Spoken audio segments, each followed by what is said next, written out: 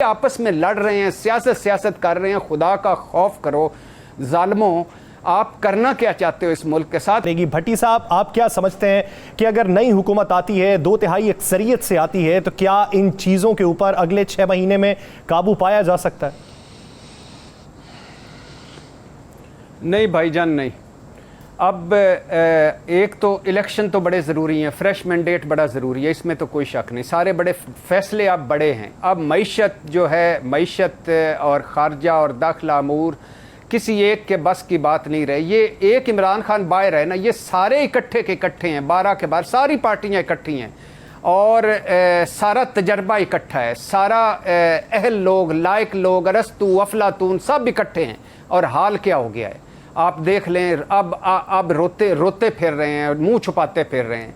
और ये अब मुल्क के मसले अब आपके हाथ से निकल गए हैं। जैसे सईद भाई ने कहा, यकीन करें बालियां छोड़ें, बच्चे बेच रहे हैं लोगों ने वो गोश्त खाना छोड़ दिया है, लोगों ने सब्ज़ी महंगी हो गई है, बिजली के बिल, गैस के बिल। लेकिन ये इनके चूँकि मसाइल हमारे मसाइल नहीं हैं, इनके मसाइल ये हैं कि ये अभी तक इमरान खान बाहर क्यों है, ये अंदर क्यों नहीं होता। इमरान खान का मसला है कि ये अभी तक बाहर क्यों नहीं जाते, ये हम हुकूमत क्यों नहीं होती। ये आपस में लड़ रहे हैं, सियासत कर रहे हैं। खुदा का खौफ करो जालिमों, आप करना क्या चाहते हो इस मुल्क के साथ, और क्या करना है। आप ये जो सर्दियां आ रही हैं, आगे फूड शॉर्टेज हो रही है, आपको डॉलर मिल नहीं रहे मार्केट में, आप जाके बाहर तो निकले। ये ना हमारे नलके से पानी पीते हैं, ना हमारे यूटिलिटी स्टोर से चीज़ें खरीदते हैं, ना हमारे मंगल बाज़ारों में जाते हैं, ना हमारे जैसे कपड़े लेते हैं, ना इनकी दवाइयाँ यहाँ की हैं, ना इनकी औलादें यहाँ हैं, ना इनकी जायदादें यहाँ हैं, ना इनके घर हम जैसे हैं, ना इनके घर कभी डूबे हैं, ना इन पर कभी कुदरती आफत आई है। ये क्या कर, पता नहीं, ये तो हमारे हैं ही नहीं। अजाब मुसल्लत है हम पे, और पता नहीं कब तक ये अजाब मुसल्लत रहेगा, और पता नहीं कब तक ये लड़ेंगे और कहाँ तक जाएंगे, कहाँ मुल्क को ले जाएंगे, और क्या करना चाहते हैं। मुझे समझ नहीं आती कि इसके बाद क्या करना। इमरान खान जाती अनाद को पसे पुष्ट डालने को कोई तैयार नहीं है। हर कोई है तो एक दूसरे पर चढ़ाई करने के लिए, इल्जामात लगाने के लिए, अपने दिली गुबार को निकालने के लिए और दूसरे को नीचा दिखाने के लिए। इस पे आपने जो इशू उठाया है, ये बहुत अहम नुक्ता है, लेकिन इसके ऊपर वफाकी हुकूमत क्या राय रखती है, उस पर आपका मैं तज्जिया जानूंगा। इरशाद भट्टी साहब, फर्ज कर लीजिए पाकिस्तान तहरीक इंसाफ और पीडीएम के माबैन अगर कोई बातचीत आगे चलती है, तो क्या समझते हैं कि मुमकिन फार्मूला क्या हो सकता है?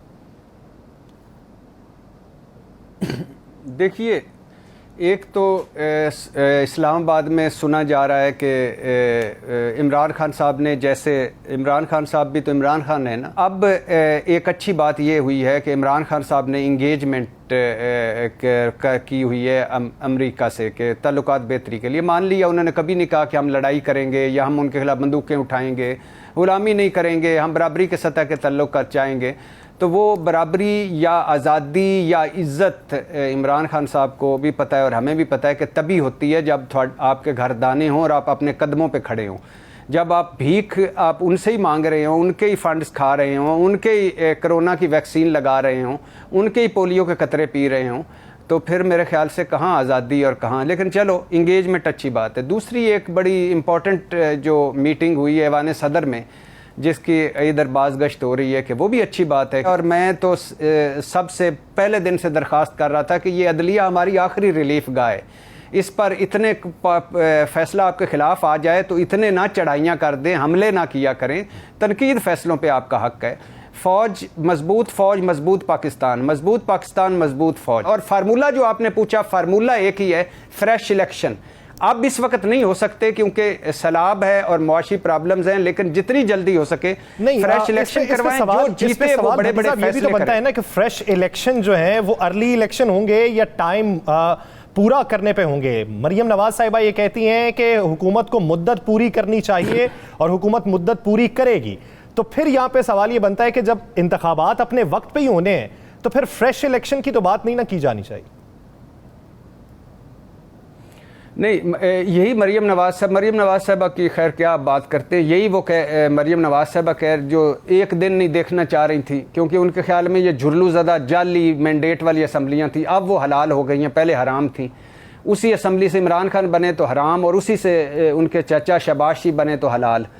तो वो तो उनको आजकल खुद कंफ्यूज हैं, समझ नहीं आ रही कि वोट को इज्जत दो का बयानिया दफन हो गया है, कोई बयानिया हाथ में नहीं। कभी वो अपोजिशन में हो जाती हैं और कभी कहते हैं बिजली के बिल वापस ले लो। अच्छा, कभी कहती हैं ये महंगाई कम कर दो। लग रहे हैं आपको खान साहब बेहतर होते लग रहे हैं, क्योंकि उन्होंने पहले ये बात की थी कि कॉल दूंगा, तारीख अभी तक नहीं दी गई, लहजा तब्दील किया गया है, तो आपको वो कंफ्यूज नहीं लग रहे? ना नहीं कंफ्यूज नहीं है। इमरान खान साहब कभी भी कंफ्यूज नहीं यार। जो बंदा एक वक्त में आप अंदाजा, इस पे बहुत ज़्यादा लोग कहते हैं वो बिल्कुल सीधे साधे जा रहे हैं और उनको पता है कि इस वक्त वो मकबूलियत की इंतहा पर है। उनको पता है कि वो हुकूमत, वो 27 किलोमीटर की हुकूमत को चारों तरफ से उन्होंने घेरा हुआ है, तो उनको पता है कि वो क्या कर रहे हैं। लेकिन मुझे अच्छी बात लग रही है, इंगेजमेंट हो रही है, अच्छी बात लग रही है कि हम नफ़रत और तकसीम, मुझे कल का पता नहीं, आज शाम तक की बात करता हूँ। सियासत बदलने में 2 मिनट लगते हैं। अच्छी बात है आज तक कि ये चीज़ें हो रही हैं। इलेक्शन कब होते हैं, ये किस वक्त करवाते हैं, किस कीमत पर करवाएंगे और उन इलेक्शन के बाद क्या होगा, ये एक अलहदा बात है। लेकिन फिर वही बात है कि इमरान खान साहब को, क्योंकि GB में उनकी हुकूमत, आज़ाद कश्मीर में उनकी हुकूमत, KP में उनकी हुकूमत, पंजाब में उनकी हुकूमत और शहबाज शरीफ साहब 27 किलोमीटर वाली हुकूमत को, सारों को खुदा के लिए एक कुछ थोड़ी देर के लिए सीज़ फायर कर लें, इस आवाम के लिए इकट्ठे बैठ जाए, क्योंकि ये रुल गई है मखलूक। और वो एक बड़ा आजकल ट्रेंड चल रहा है कि जो क्या कहते हैं कि 22 करोड़ मखलूक है और इस मुल्क की 2 करोड़ या 1 करोड़ या 50 लाख अशरफुल मखलूकात है। तो इस अशरफुल मखलूकात उससे भी कम है सर, ये तो आपने 50 लाख भी बहुत ज्यादा बता दिए। भट्टी साहब, जेन्युइन लीडरशिप कैसे मिलेगी? जिस तरह तज़किरा कर रहे हैं काजी साहब के बेजार थे लोग ये मौजूदा हुकूमत से, इसलिए इन्होंने इमरान खान का साथ देने का फैसला किया। क्या PTI बरसरे इक़्तिदार आती है तो उसका जो इक्तफा है वो आवाम पे ही होगा या तरजीहात तब्दील हो जाएंगी?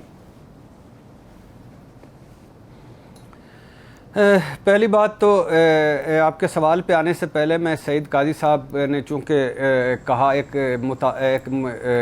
लफ्ज़ बोला कि कितने पर्चे हैं, तो मैं उनको सुना देता हूँ कि इमरान खान साहब पे पार्लियामेंट का जंगला तोड़ने का केस है, PTV हमला केस है, इमरान खान साहब पर हेलीकॉप्टर केस है और इसमें भी दहशतगर्दी की थी लेकिन वो ख़त्म हो गई। उसके बाद इमरान खान साहब को सुप्रीम कोर्ट ने बुलाया हुआ इदारों के ख़िलाफ़ ज़बानबाजी के हवाले से, हाई कोर्ट में तौहीन अदालत है, नीचे दहशतगर्दी के कोर्ट में वो दहशतगर्द हैं और GIT भी आज उनसे सवाल कल उन्होंने पूछे।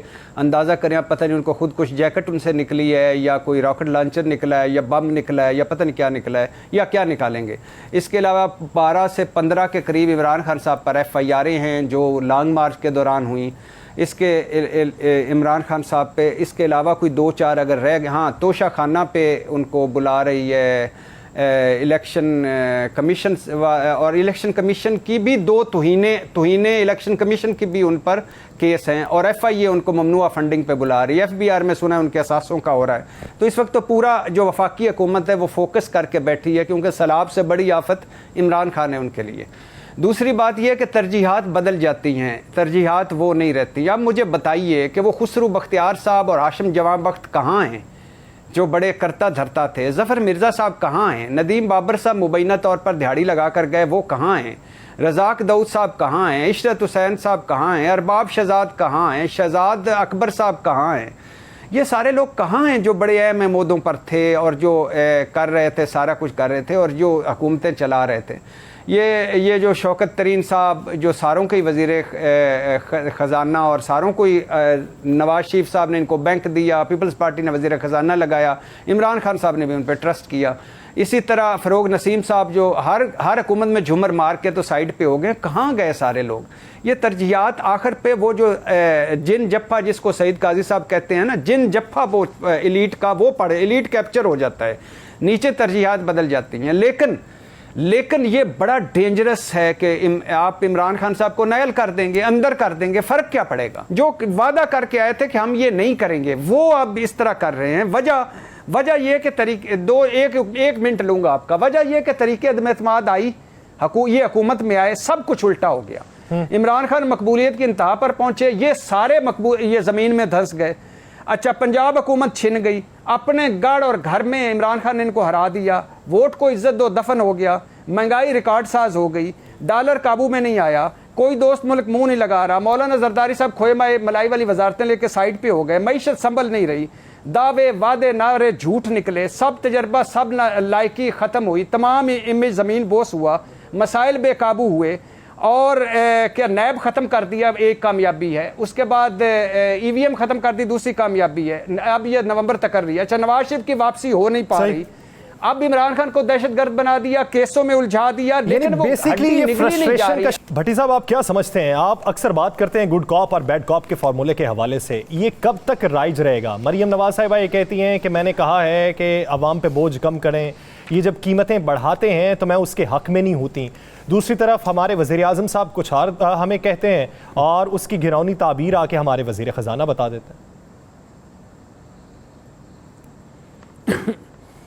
आज आपने पूरा प्रोग्राम का आपका सवाल मरियम नवाज साहबा से शुरू किया है। आपको मैं मुबारकबाद देना चाहूँगा कि आपने उनके एक प्रेस कॉन्फ्रेंस को इतना लंबा किया कि पूरा प्रोग्राम ही शुरू कर दिया। यानी जिस तरह हम पे 75 साल से जमहूरियत लंबी लेटी हुई है ना, आपने आज लंबा लिटा दिया पूरे बयान को। इस पर आपको बाज़ाब्ता मेरे और मैं सईद भाई के बिहाफ पे मुबारकबाद कबूल कीजिए। दूसरी बात ये भाईजान, मैं उनके पर्सनल पे नहीं जाना चाहता कि पहले खातून जज को धमकी दो फिर माफ़ी मांग लो। नहीं करना चाहिए था इमरान खान साहब को, बिल्कुल वो बयान नहीं देना चाहिए था। लेकिन आपने तो सुप्रीम कोर्ट हमले पर भी माफ़ी नहीं मांगी। आपने तो जस्टिस कयूम की कॉल लीक हुई जो इतना बड़ा, उस पर भी माफ़ी नहीं मांगी। आपने तो सुप्रीम कोर्ट में जालसाजी आज बकलम खुद की, उस पर माफ़ी नहीं मांगी। आपने तो सुप्रीम कोर्ट पर चढ़ाइयाँ की, हाई कोर्ट पर चढ़ाइयाँ की। लेकिन बात ये, मेरे सवाल है 2-4 आपसे, आप मुझे बताइएगा, कोई पार्टी या पार्टी हेड कह सकता है कि मैंने यू टर्न नहीं लिया? कोई पार्टी या पार्टी हेड कह सकता है कि मेरी पार्टी या मेरी पार्टी के इर्द गिर्द या मेरी पार्टी में करप्शन नहीं है या करप्ट लोग नहीं हैं? किसी पार्टी या पार्टी हेड में जमहूरियत नामी कोई चीज़ है? कोई पार्टी है जिसने अदलिया पर चढ़ाइयाँ ना की हों? कोई पार्टी है जिसने इलेक्शन कमीशन नैब पर चढ़ाइयाँ ना की हों? कोई पार्टी है जिसने FIA या पुलिस का मिसयूज़ ना किया हो? कोई पार्टी है अभी तक हमारी इस होशो आवास में जिसने अपने मंशूर पर अमल किया हो, जिसके दावे वादे नारे उसने जो मारे हों वो पूरे करके दिखाए हों? कोई पार्टी है जो बैड गवर्नेंस, बैड परफॉर्मेंस और मिसमैनेजमेंट से पाक हो या मुबर्रा हो?